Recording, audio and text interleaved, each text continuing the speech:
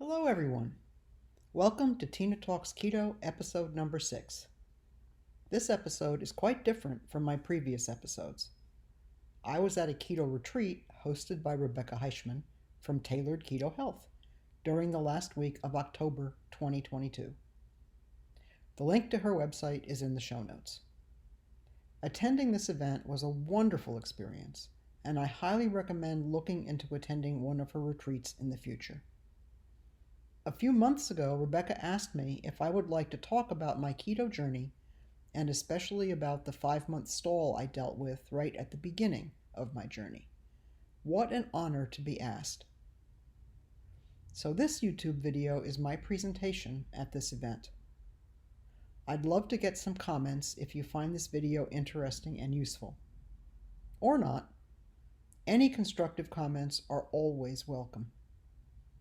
It's helpful to me if you would please click the like button and also to subscribe to my channel.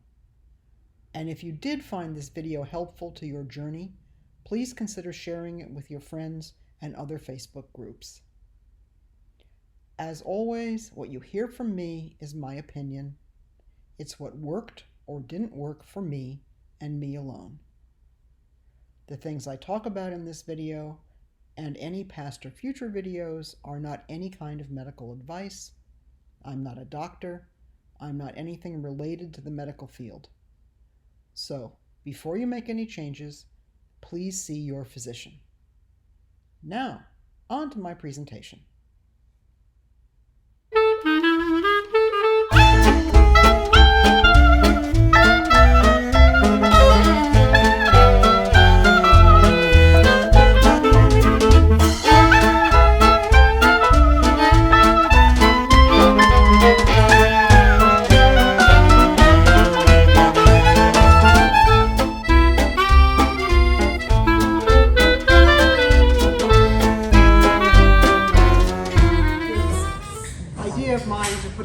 Presentation in general, not based on Rebekah, but I had been to Keto Fest this year.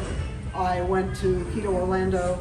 I went to Keto Palooza, and I watched Dr. Berry's virtual PhD summit online. And one of the overriding requests from speakers were to start telling your story. That the sense of community is really, really important, and that even if just one person was able to benefit by hearing a story that related to them, that would be helpful. And it just sort of clicked with me that this would be a great thing to do. So what the Tina Talks Keto piece of this is that about 5 weeks ago, I started a YouTube channel called Tina Talks Keto. And there's 4 episodes on there now, basically on my story. And hopefully I'll be able to take that farther. And then Rebekah and I, as she said, were talking, and we started talking about stalls. This was maybe, 3 months ago, Rebekah? Something like that, or something around there.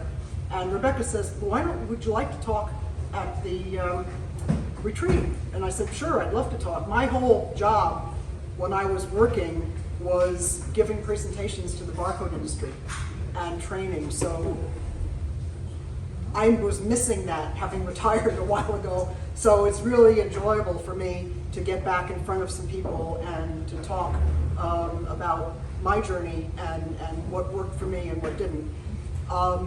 The other thing that's important is that we're talking about me here. So take what you can out of it, but also remember that we are talking about me. And it doesn't necessarily mean that that's what I was found to work for me would work for you. But hopefully you'll get some ideas about where I went and how I got through this. The main primary purpose of the talk is to talk about the stall and how I got through it. Take what you can out of it and leave the rest. Sorry. So, that's okay. So my history, just to give you a little bit of background, I remember just vividly when I was 7 years old. I grew up in a family in New York City in Manhattan. We didn't have a car, we walked everywhere, we were healthy people. My parents were Eastern European and what Kim Howerton now calls fluffy. which I think is a delightful term. But we ate well. We didn't never have dessert, but dessert was a rarity.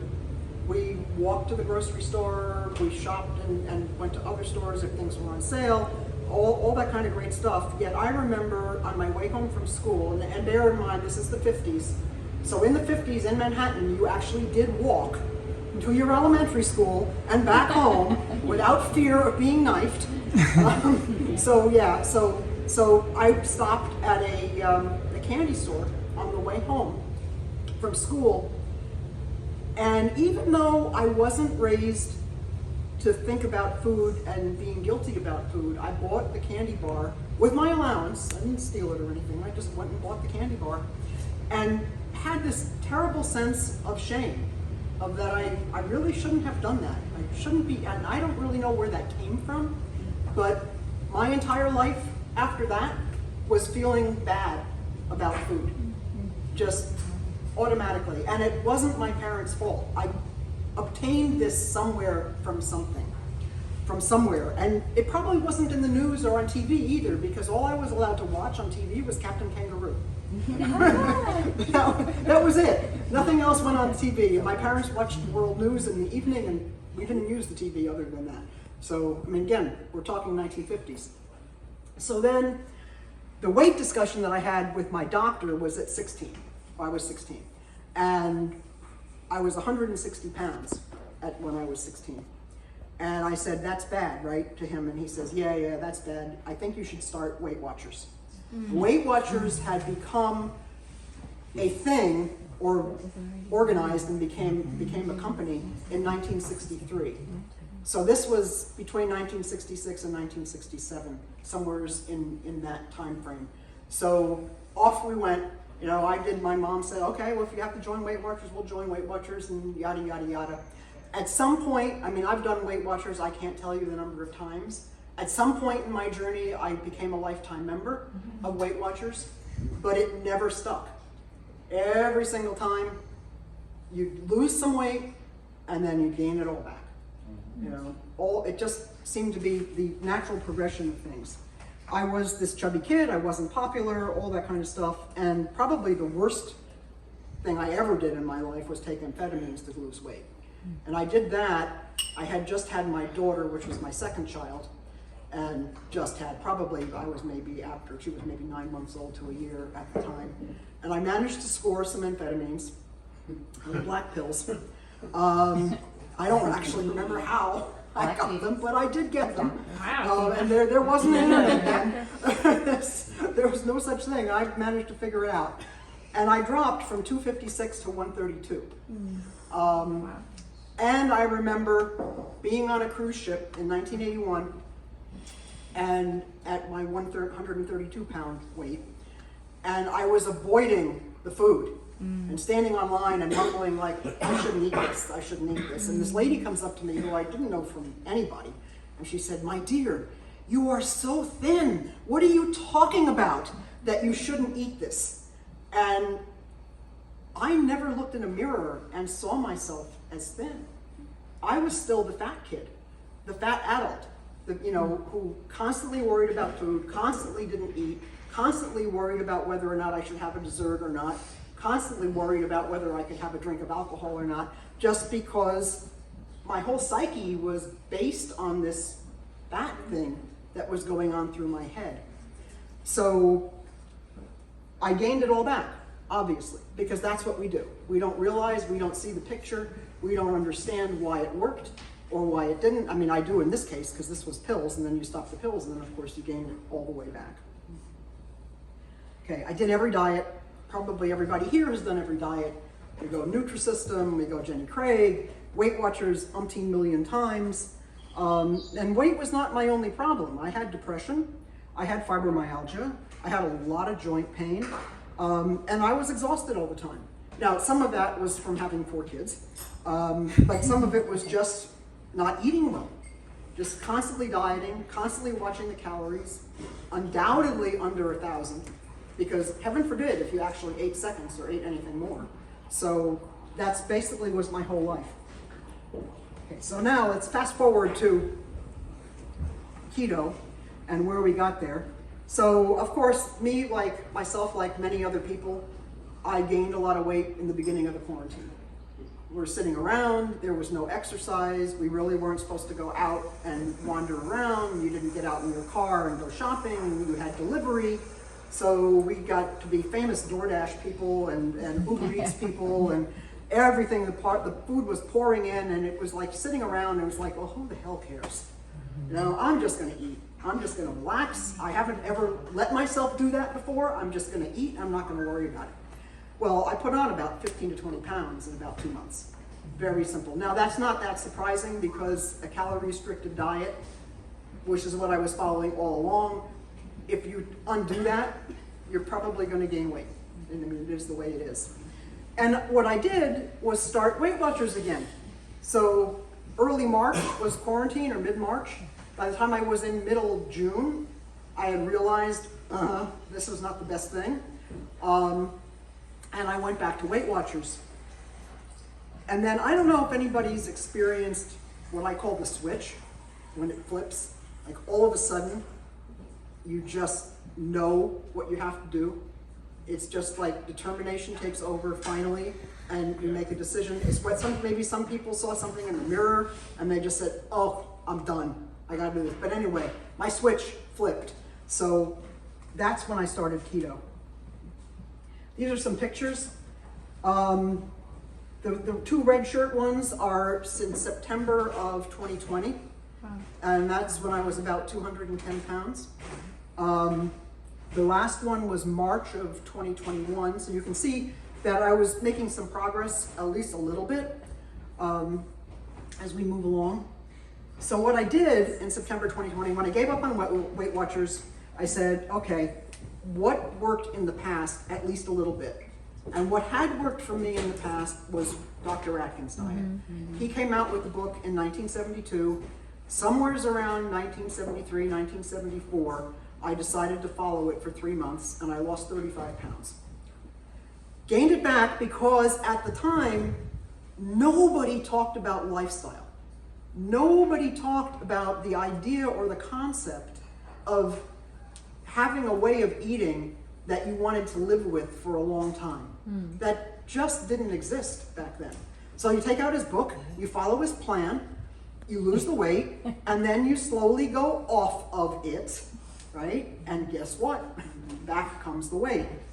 But fortunately for me, when I started to think about doing Atkins, at the time, in my brain, it was I was going to go back and do Atkins, not necessarily keto.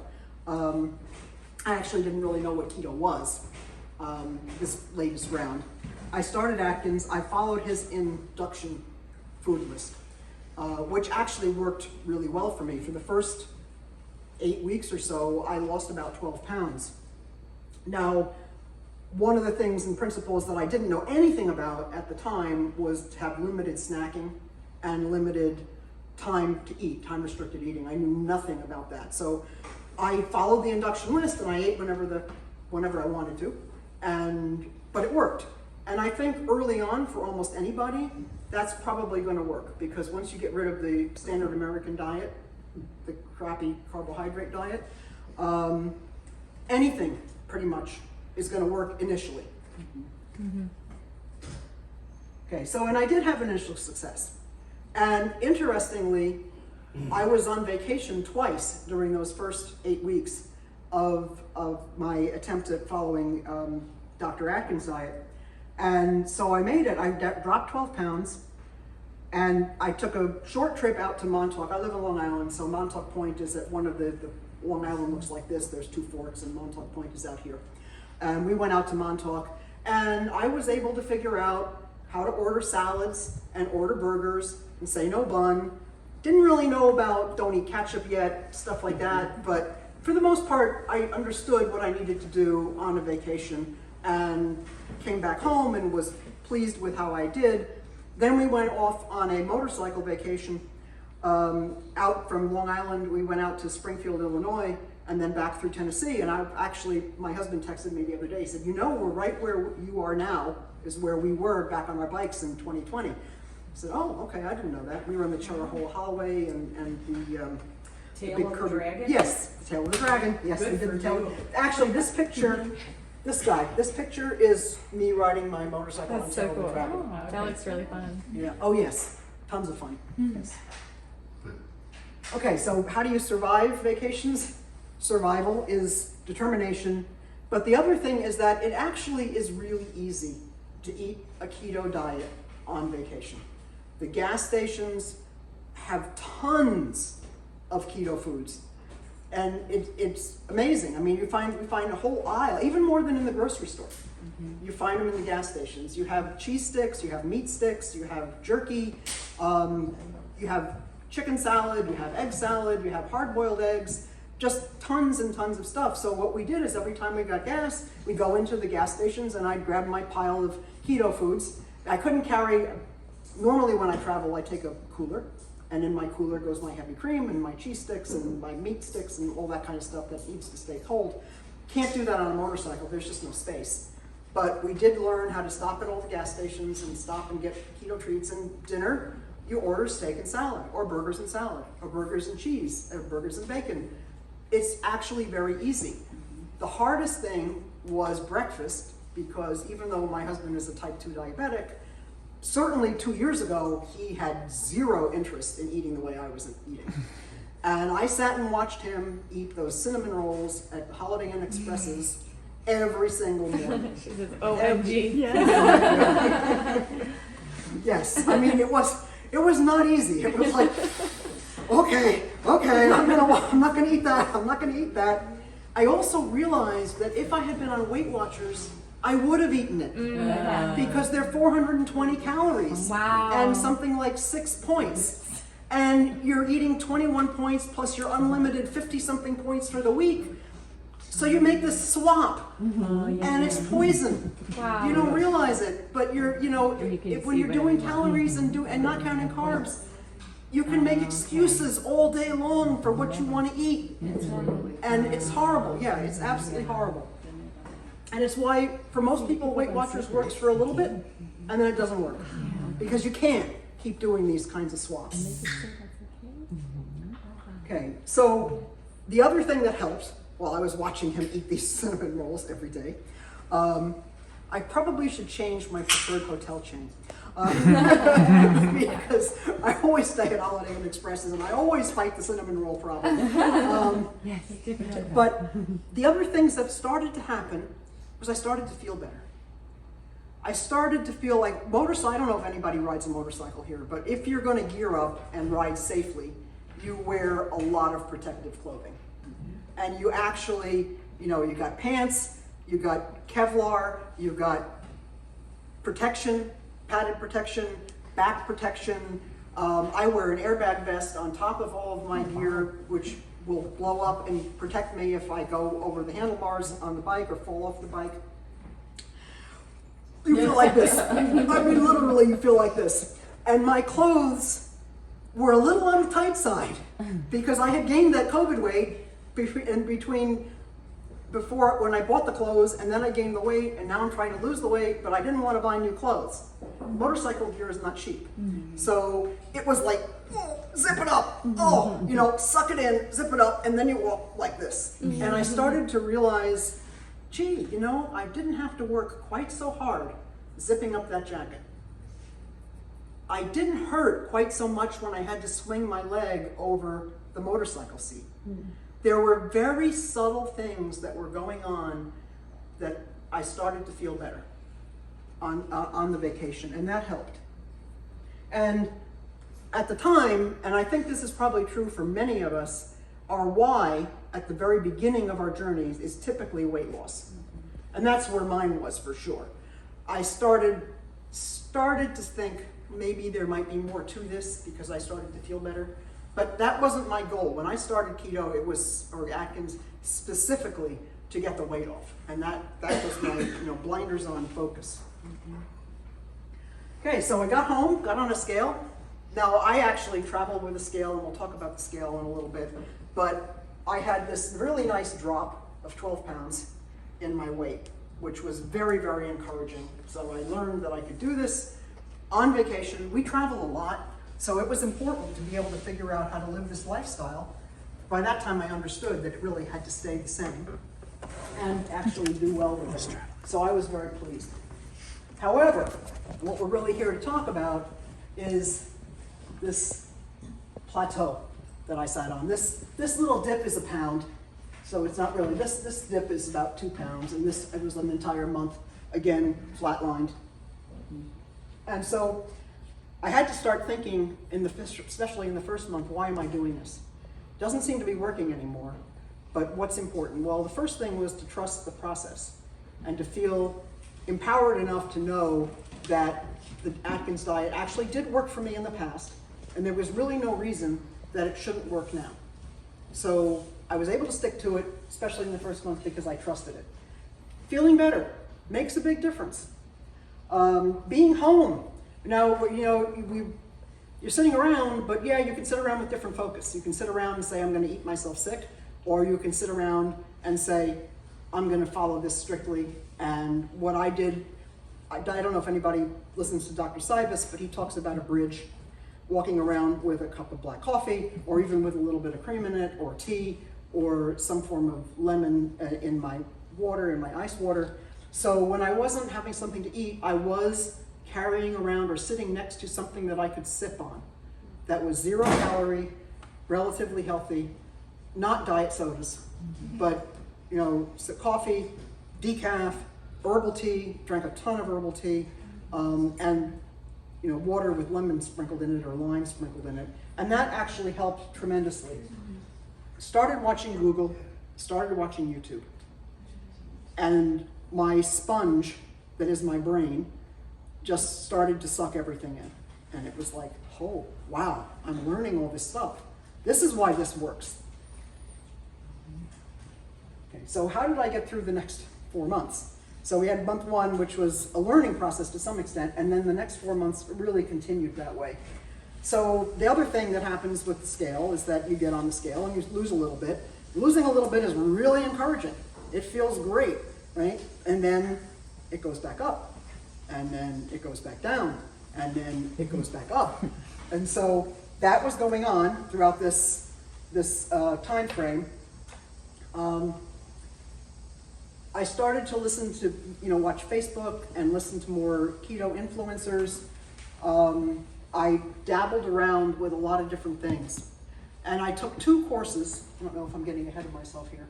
But I took 2 courses, one with Dr. Boz. She has the Keto Continuum course. I took that course, and I took the Stall Slayers course that Dr. Westman offers. And that really started my nitty-gritty learning of going in and understanding what keto was all about and why it was supposed to work, and why just blatant calories. And Jason Fung also, if you start reading the obesity code, you'll start to realize that calories don't affect your metabolism in terms of how you're going to handle carbohydrates. And unless you cut the carbs, that's how your body is going to heal itself, is by cutting the carbs, and you end up learning that. And you start talking to Facebook groups. Now, Facebook groups can be tricky because they can get very, very confusing, because you have different keto influencers, and you end up trying to follow one, and then trying to follow another, and then trying to follow another. And that really doesn't work. So you have to be careful with Facebook groups. Okay, so one of the other things that I learned is what my why really ought to be. And of course, you start with weight loss. That's traditional. And then you start thinking about, well, I want to be alive longer to see my grandchildren grow up. And I want to be able to get on the floor to play with my grandchildren, which I couldn't get on the floor back then. I think personally that these whys are actually too broad. What you really need is a why that's going to stop you from taking the dessert plate when you're sitting down at a meal. And when your goal is, I want to be alive for my grandchildren, that implies that this is going to take a long time, and you don't really have that, I'm not going to do this. So I think you need to, and it's, like I said, one bite or one meal won't hurt me. That's a great excuse that a lot of people use. Well, it's just this one time. And, all right, come on. So my meal to meal why?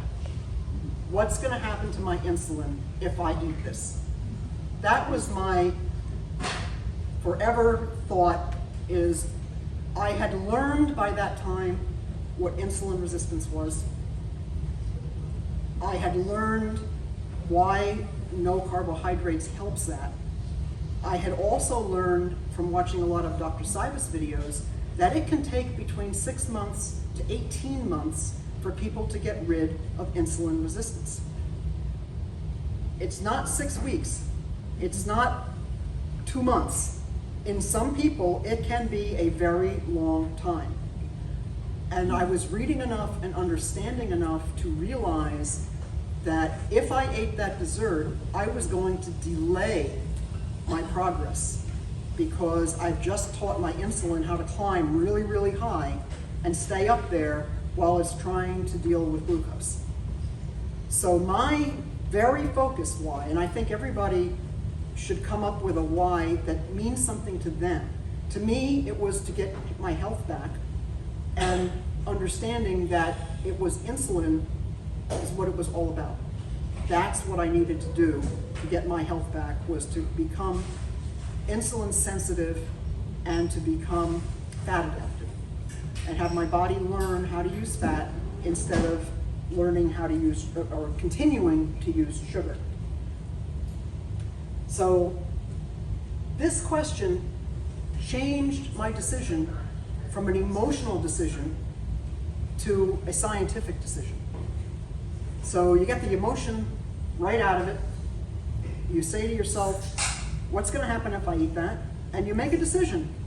Is it worth it, or is it not worth it to eat that? Now, at the time that I was going through this stall, I never made the decision to eat it, because I was so focused and I was reading so much and I was watching all these lectures and I was taking these classes and I was inundating myself on purpose with understanding the science behind the diet. So at this time, I did not go and say, yes, I don't care what happens to my insulin. This piece of pie is more important to me than not eating, than not eating it. Now, more recently, I've made some decisions occasionally to eat a dessert, but my rule is it has to be really special, and it has to be in a place where I'm unlikely to get it some other time. So when my husband and I went on a 50th anniversary cruise, we were on the ship for 21 days. I had a dessert on our 50th anniversary evening, and I probably had maybe 2 or 3 desserts on the rest of that trip, because it was special. It ticked off all the boxes. I wasn't going to get this anywhere else. This was a unique time in my life. Why not enjoy it? But I also knew this cruise just happened in April. I also knew that I had become pretty close to being insulin sensitive and fat adapted. So I was going to trust the process that my body would understand what to do with that dessert, and that after 24 hours or so, that it would be back to a normal keto living. Yes. And was that the key lime pie that we discussed? No. Okay. We still had key lime pie. But it was a similar occasion. This was in April when we were on the ship. It was a tiramisu that I had on my 50th wedding anniversary. Yeah, it was a tiramisu. The key lime pie that Rebekah is referring to is, we also have a boat and we keep it out in Greenport, and we were at the marina and they have a very, very, very high-end fancy restaurant. Really, really, really fancy restaurant. And we opted that we weren't going to have dessert, and then we heard the waitress say to a different couple, "Would you like to have our homemade key lime pie?" So what boxes am I ticking off? Very high-end restaurant, don't eat there very often. Yeah. Homemade. Homemade. That always gets you. always Award-winning. gets you. Award-winning is another one that Award-winning is one that gets you, but this one was homemade. Yeah, I ate it. I enjoyed it. Yeah. And you went all went well. Yeah, Yep. it did all went well. Great. It did so well. The next day, did you feel like you had? You know, Cravings. thank God I don't tend to get the cravings that other people talk about. Fantastic. I do get the stomach aches, and the gut issues from doing that. I know this before I take the first bite. I do think about what I'm doing the next day. Yeah. Because you want to be someplace like home. Or on your boat, you know, with a bathroom within about 10 feet. So yes, I don't get I've just opened the door to eating carbs for the rest of my life, but I do get the physical symptoms from adding that level of load of sugar to my body. And that's only about 24 hours that you experience that? Yeah, sometimes it's 48. Okay. Sometimes it doesn't hit the next morning, it'll hit the next evening, Gotcha. and not always instantly. So, Okay. yeah. Okay, so what didn't help me along this stall? All right, you're losing inches. How many people have written on Facebook, or you've read, people read, I've been doing this for 2 weeks and I haven't lost anything, and the answers come flying back, well, you must have lost inches, right? Your clothes must be looser. All this kinds of these answers, which are just totally ridiculous. Yeah. They'll tell you, well, carb creep. You must have eaten more carbs than you thought. Well, no, I didn't have any. When I was following my plan, I followed my plan.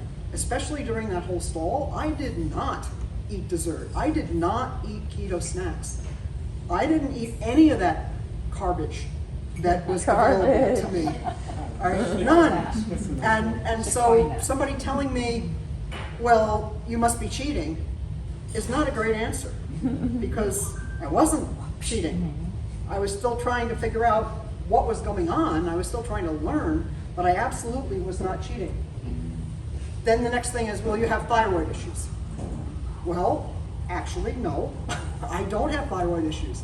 I have half a thyroid, but I am appropriately medicated for that, and my thyroid blood work comes back within normal limits for all of the tests. Not just TSH, but every thyroid test that you're supposed to get. So that wasn't that either. Joining too many Facebook groups is never good. So, and one of the things that I did in the middle, somewhere in the middle of this fall, I said I took Dr. Boz's Keto Continuum course. They happened to recommend a very, very high fat approach. So, fortunately for me, I do weigh myself every day. Now, a lot of people and a lot of keto influencers think that's not a great idea. And they say, you know, maybe once a month, maybe don't bother at all. But for me, thank goodness I was, because after about 10 days of doing this, I was up about 8 pounds. Wow. And if I hadn't been getting on the scale, what would have stopped me from switching? Nothing. And I could have easily put 15 or 20 back on if I was waiting a month to do it. So I learned very fast, no, this was not the right approach for me. And the other thing is, I would recommend not going to Facebook sites where the sole purpose is to try to sell you something. Okay, so what did work? Going back and remembering that Atkins was successful, that I should stick to it, I went back to, and I'll put up what my macros are later, but I followed that, I continue to follow it. If you're gonna make a change, do it for at least a few weeks, especially if you think you're feeling better. Even if you're not getting on the scale, if you're gonna make a change to something that somebody recommends, 2 days or 3 days is not gonna tell you anything. You have to trust their process a little bit. You have to pick, or should pick, keto influencers that make sense to you. I studied. I watched the Low Carb Down Under, the Low Carb USA videos on YouTube continuously. I read studies on Google, you know, PubMed, tons of fabulous information there. I took the classes that we just talked about. And it takes some time and effort to figure it out, And ultimately, you need to remember that you're doing this for you. And what somebody says on Facebook or even on YouTube, even if it's a famous influencer, might not be right. So you have to start understanding the science and then following what makes sense to you, trusting the process up to a point, and then evaluating and saying, okay, how am I doing? How do I feel? Even ignoring weight loss, are you feeling better? Do you have less pain? what else is going on, because if it's not right for you, you probably won't be getting rid of some of that stuff. And then, over the time, I did start to feel better. And just like on the motorcycle trip, you start to I could get down on the floor. This was really exciting. I hadn't been able to do that for like 10 years. Could you get back up? Yes. But I still need to use my hands. I have not gotten to the point where I can do that Wouldn't that be thing. great? I'm not there. So the biggest single thing, as I mentioned earlier, was understanding insulin resistance. That was the piece of the puzzle that I never knew. Also the piece of the puzzle that told me why no other type of diet works. Yes, that's right. That's the biggest thing, is that's what you start to learn. And Ben Bickman, great person to be watched, absolutely great. Sivis, I see as my low-carb physician. And Dr. Berry actually has a phenomenal interview. If you look up Dr. Berry, Ben Bickman, you'll see that he has an interview with Ben Bickman on YouTube, which is absolutely great because they really get into it and it's absolutely wonderful to watch. Okay, so how did I end this 5-month stall? I need moderate fat and moderate protein. Very few people talk about that. It's either high fat, less protein, or a lot more protein and not so much fat. I need it really more even to have success for me. And basically, I don't set up to eat macros when I eat, but I log everything. I'm a data geek, so everything gets put into the computer. And what I've learned is that the days that I can correlate to seeing some weight loss or weight loss over a few weeks, ultimately where I was between 25 and 30% of protein, between 65 and 70% of fats, and carbs always under 5%. Other than a dessert excursion, I have never eaten over 20 total grams of carbs. Have you ever gone to like 0? I have gone to about 5 because I put cream in my coffee. So that's what you consider just the carbs, right? It has a carb. Okay. So One- egg yolks. Yeah, 0.6. Egg yolks have 0.6 grams of carbs in them. I don't count carbs in eggs. I use MyFitnessPal to track everything. And you can set up macros and everything that you want it to do, with it. But basically, I'll put in everything that I ate, and then I'll go click the nutrition button on it, and it'll tell me what the macros are and what percentages I ate. And I can evaluate from there and say, oh, wait a minute, that 14 ounces of ribeye that I just ate last night probably wasn't the best idea. And then you can see, because then all of a sudden I've got tons more protein. Too much protein. Yeah, Got too it, much got it, protein. got it. And sometimes the next day I can tell I see a little bit of weight gain. So, but that's me. There are people who the scale get freaked out from the scale. To me, the scale is a data point. Just like my CGM is a data point and my macros are a data point, the scale is a data point. I don't freak out. I go, that was interesting. Okay. And walk off and continue my day. I don't make any dramatic adjustments. If I see, like with Dr. Boz's food plan, up the next day, pound, up the next day, pound, up the next day, a pound, up the next day, a pound, I'm likely to go, what's going on that's causing this? What ought I do to reverse this trend? Why is this happening? And in that particular time, it was because I was way too high in fat for what I could tolerate. The absolute ultimate thing, I believe, that got me past the stall was switching to 18.6. I had been eating 16.8 for probably at least a month and a half without seeing results. Went to 18.6, and I think within a week, that whole stall was broken. Now, I don't know if anybody can truly say that XYZ did this specifically. Right. Because my body could have been ready at that time to start losing again. That's true. I could have dropped my insulin resistance down to the point where I was sensitive and things were starting to burn again and things were starting to work. So it's not definitive that going to 18.6, but it is coincidental that that's what change caused me to start losing again. just to give you a brief look at year 2, because this goes back now, we're talking about in the middle of early March 2021 is about when, in April is when the stall ended. So now we're here, August 21st to December 31st of 2021, I dropped about 20 more pounds. I dropped 40 pounds the first year. And then January to now, you can see this piece, that button from yesterday, and this dip here are pretty much in the same place. This is what normal weight looks like when you're just trying to maintain. You got it. It's not going to stay at 150 pounds in a flat line. It's going to do this. And especially if you get on the scale every day, because that is pretty much an everyday data point, right? So it's important to understand what you can learn from the scale. It's also important not to overreact to what you see on the scale, because this is normal. This is not abnormal. This is me eating ketovore for almost the whole time. So some veg, mostly protein, fat built in to the meat that I'm eating.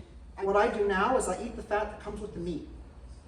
That's pretty much my goal. I do not add extra fat, other than heavy whipping cream, about a tablespoon or 2 in my coffee, of course, today. That's the added fat that I eat. Where I am today, in terms of blood work and numbers, well, I'll be 71 in 3 weeks. I weigh around 150, as we saw in that graph. Today it was 152, such is life. I do need to work on my body fat percentage. 31% is high still for me. I don't like it, but that means, huh? I would have guessed that. Yeah, Great to me. yeah, I would, yes. But I need to lift heavy things, Yeah. as Dr. Ken Berry would say. Yeah. I have osteoporosis, so I still need to lift heavy things. If the side effect of lifting heavy things is getting rid of the body fat, on top of getting rid of the osteoporosis, more power to it. HbA1c is 4.9. Right. Fasting insulin is 4.3. Nice. Yep, C-peptide is 1.26. Triglyceride to HDL ratio, it happens to be 1 because the numbers were 80 and 80. If your triglycerides are 150, less than 150, you're considered decent. And I don't know what the minimum HDL is supposed to be. Should be I think above 40. it's around 40, above Above 40. So 80 and 80 are good. ALT and AST are liver values, which are stellar. I didn't put in my EGFR, but it's around 83, which is nice and high. So my kidneys are working beautifully, which tells you that keto works. It's not anything to be scared of. Liver values and kidney values are stellar. But the best thing is that I'm completely pain-free. And I noticed that when I got a massage the other day, because I think I told you, nothing hurt. Yeah. That's the first time in my life that I had a massage and nothing hurt. Wow. I mean, literally. I've always suffered through them, knowing that they were good for me, and I should get them and relax some of the knots in the muscles and stuff like that, but it was always painful. And now I have no inflammation. The other thing is when I get my hair done, and the color ends up on my forehead, usually they take a wash rag with soap and go like this. And it used to be excruciating to have that pressure. I feel no pain. Wow. No pain. So all things are going in the right direction. And I hope to continue it that way. And yes. How long did it take you to go pain-free? So like I started all this because of a pain syndrome, myofascial pain syndrome, and my pain went from like 8, I want to kill myself, to now down to like 3, 4, maybe a 5 on a bad day. I've been doing this for about 6 months. I want to know. I was just going to say, for me, it probably was about 6 months. Okay. I could start to see, like things like when we went on the motorcycle vacation and I had less pain swinging my leg over the seat. That used to be relatively uncomfortable, you know, in the hip. I used to wake up in the middle of the night with excruciating hip pain. Yep. That hasn't happened, I want to say, in a year. So I think I know my fibromyalgia is completely reversed. I don't have pain when you squeeze. You know, it used to be you touched my joints and it was like, don't touch me. Oh, yeah. Or somebody would go, hi, how are you? And slap you on the back and it was like, ah! So thank goodness, all of that's gone. It's not going to be instantaneous, but it was a slow creep down in the right direction. To the point where now it's been about 27 months that I've been doing this. And I am really pain-free. It's wonderful. Yeah. Anybody have any other questions? Did you ever try veganism? No, I tried vegetarian. Okay. That was the diet. I gained about 20 pounds. Gotta eat pasta. Oh yeah, and all the carb crap, right? Yeah. Everything, all the cereals, everything is vegetarian if you don't put Yeah. meat, right? So donuts and all that kind of great stuff went to Subway and had the huge big roll with the meat-free thing in it, That's right? awesome. Yeah. I mean, yeah, it cost me about 20 pounds. You know, chocolate was fine. Had my candy bar every night. That was vegetarian. So yeah, so I mean, It's like dirty vegetarian. yeah, it's dirty, right? Dirty keto. Yeah, dirty vegetarian or dirty veganism, yeah. Yeah, same thing. Any other questions? No? Well, thank you very much. Thank you. Appreciate it.